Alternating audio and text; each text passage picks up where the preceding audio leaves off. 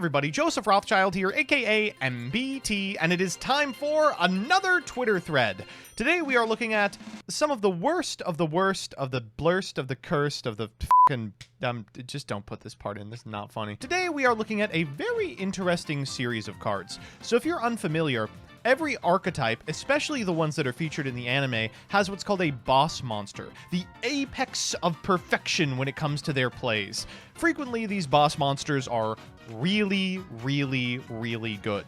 For a great example, look at Adagnister. It has the Arrival Cyberse Adagnister as its end boss, a card so powerful that it took on Playmaker in the Vrains anime. Not every archetypal boss monster is a winner. Some of them not only aren't good, they also don't synergize with the archetype at all. For a quick example, check out Black Winged Dragon. This card is meant to be the ultimate boss monster of Blackwing, but it's not a Blackwing, it's not a winged beast, and it doesn't actually do anything.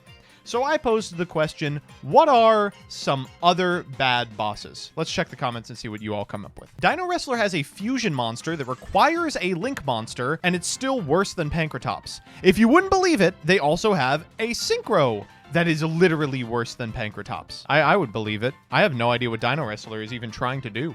I thought Dino Wrestler was just Pankratops' middle name. Rebby says, shouts out to Ultra B-Trooper Absolute Hercules. Just an unbelievably stupid card.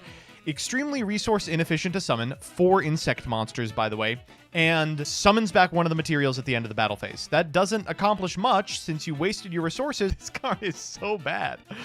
Comically bad. It seems natural that a Link deck like Orcust would have a big Link boss. For what it's worth, Galatea is really good, and even Longarisu shows up sometimes, but Orcustrion is one of the worst Link monsters ever printed. It does almost nothing, and as a Dark Link 4 competes with Access Code and Boral Sword. Even when those cards hadn't been printed, Orcust pilots were playing Topologic Bomber Dragon in this slot. Miserably bad. And our format card. This is a good example. Rainbow Dragon is obviously a bad card. Overdragon is fine, and Rainbow Dragon Overdrive seems to be better than the rest of them. But none of them do anything related to Crystal Beasts. Crystal Beasts' playstyle is about setting up additional monsters in your spell and trap zone. Rainbow Dragon is a beater.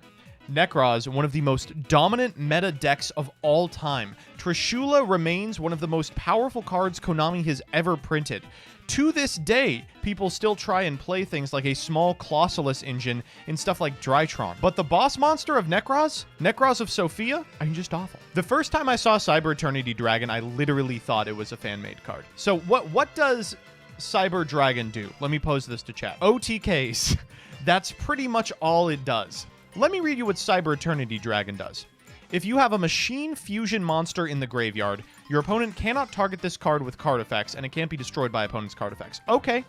If this fusion summoned card you control is sent to the graveyard by an opponent's card, but apparently not one that they targeted it with, you can special summon a Cyber Dragon from your hand, deck, or graveyard. The hell is this? Huge defensive option that requires 3 fusion materials. Oh, shouts out to the Fail Whale. Just a miserably bad card. A lot going on with the art, too. I love that his Baleen is like tusks. Think how painful that must be for him. Gate Guardian. An example from 2002, but absolutely correct.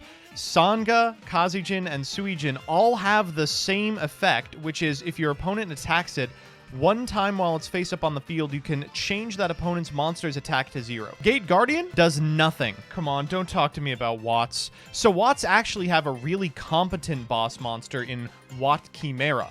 It's a 1400 attack point monster that can attack directly and places a card from the hand back on top of the deck. It's almost a Yadalock.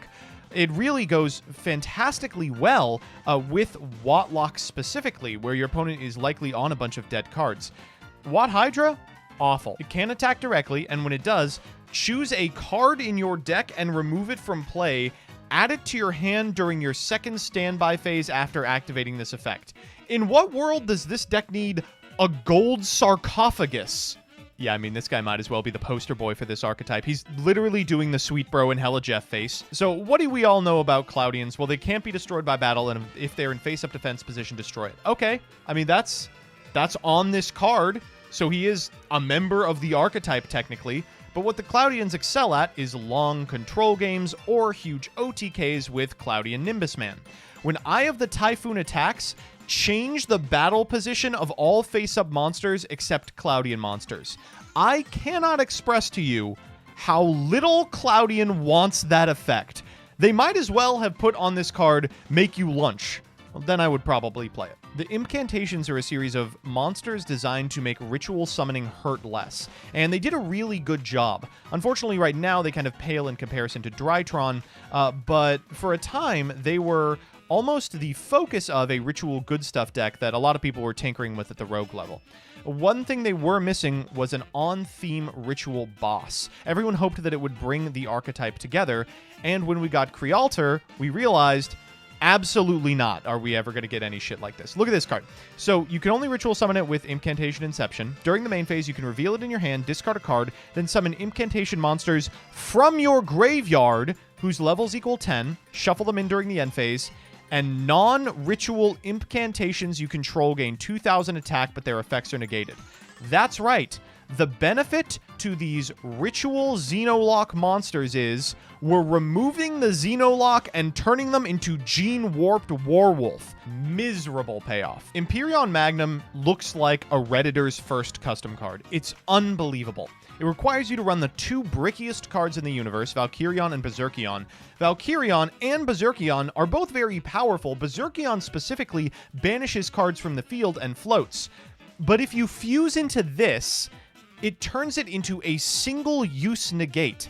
This card also floats, but only floats from hand or deck. So the monsters that you invested in it that ended up in the graveyard can't even return using its own effect. It asks you to put two monsters that are independently powerful in the only location it will not retrieve them from. You've got to play double Valkyrion to get value out of this thing. Six Samurai, a powerful series of monsters based around swarming the field, drawing multiple cards, having strength in numbers, and negating individual spell traps. What's their boss monster for a new era of summoning conditions? Target a monster you control with under 2,000. You better believe it's turning into a 2,000 until the end of the turn. Synchro boss monsters for archetypes that don't have any tuner monsters. Dark Flat Top is particularly funny. It literally does not support the archetype at all. It lets you target a Flying Fortress Skyfire in your graveyard and special summon the target, ignoring its summoning conditions. But if you write ignoring its summoning conditions on a card, it doesn't override the truth that cards that have to be special summoned by an additional effect first cannot be summoned by other mechanics. It's like a mechanical issue, not a card text issue. So it can't summon a Skyfire unless it has already been properly summoned once already. No, Jormungandr is fantastic for the archetype. Yeah, this is a really bad example. Sorry, Velk, if you're here. Jormungandr procs your whore. No, whore. Is it not named whore? Is it har in America? Uh-oh. No, not my friend, Eldritch the Mad Golden Lord. Oh. Yeah, I have no idea what exactly he's supposed to do for the archetype. What he does for the archetype is give them a version of the deck that's based. Oh, okay. Well, that's a pretty good reason, actually. Not only is he a piece of shit, he clearly knows that he's a piece of shit, right? Like, look at his stupid fucking face. Naturia is an archetype full of monsters that have extremely powerful floodgate effects. The other Naturia synchros, Landoys, Barkion, and Beast, all prevent you from activating a certain type of card. But the highest starred, highest statted one is literally just a vanilla. He said.